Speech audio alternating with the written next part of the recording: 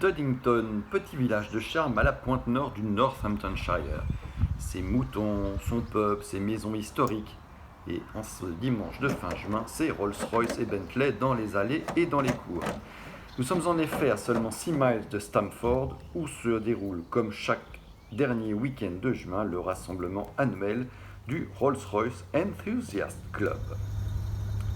Avec notre 2025 de 1934, la route a été longue depuis Fontainebleau. Tu remontes un tout petit peu l'accès à main, à gauche, et tu lâches le starter.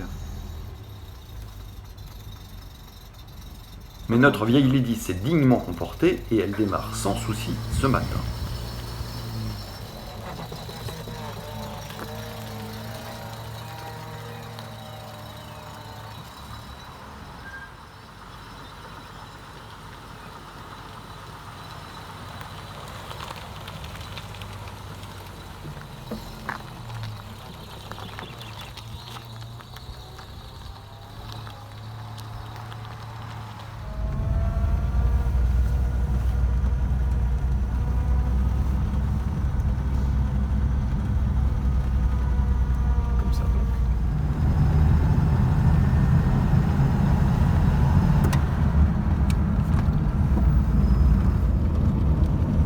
Ces derniers miles sont donc une formalité avant de pénétrer dans le parc de Burley House, vaste résidence élisabéthaine construite au XVIe siècle.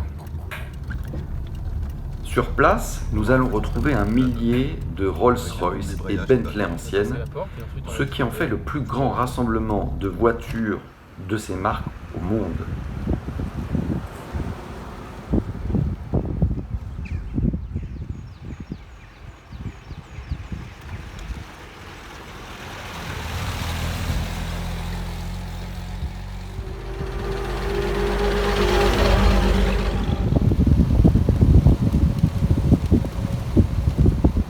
Bentley derrière, si tu veux.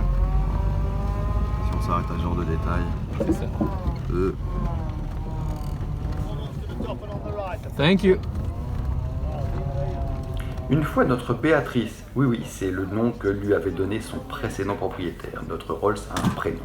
Donc une fois que Béatrice a été soigneusement alignée parmi ses semblables, on peut commencer à arpenter les allées à la découverte de modèles rares ou inattendus. C'est sans doute le seul endroit où on peut voir, y compris en mouvement, autant de Phantom 1 ou 2.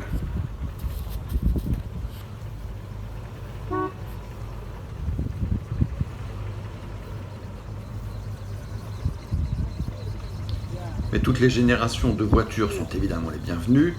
Une Rolls n'est jamais une voiture banale.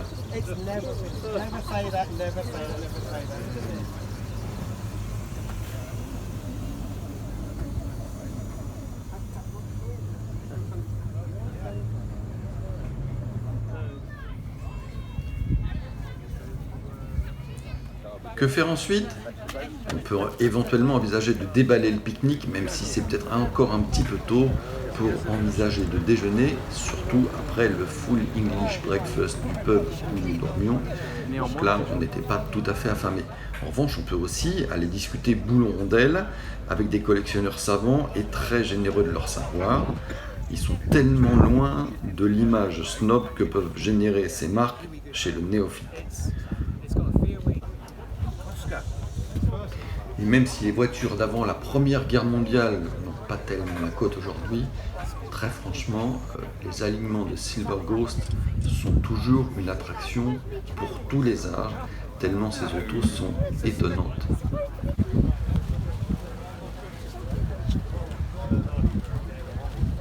On peut encore aller fouiller les étals de pièces à la recherche d'une pépite introuvable. Il faut aussi prendre le temps de se poser pour boire une bière, bienvenue sous le soleil d'Angleterre, qui comme dure sur le crâne des continentaux, parce que ces inconscients sont venus avec parapluie et bottes en caoutchouc, comme s'il allait pleuvoir. C'est encore l'occasion de se féliciter des progrès de la photo numérique, car sinon un tel événement aurait coûté plutôt cher en pellicule.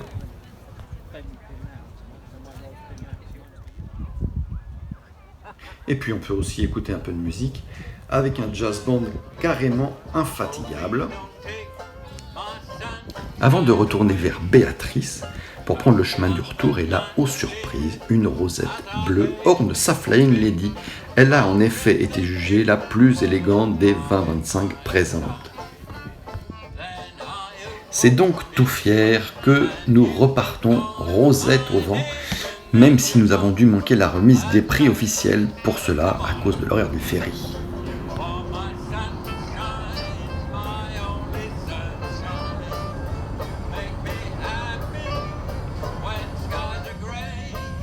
Après 5 heures de route, voici Douvres à nouveau, puis le ferry. La belle journée se termine.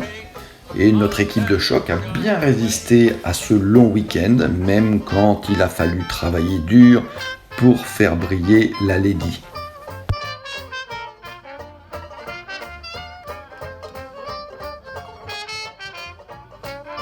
Ces deux-là, plus Béatrice évidemment, il y a donc de grandes chances qu'on les revoie l'année prochaine à Burley House.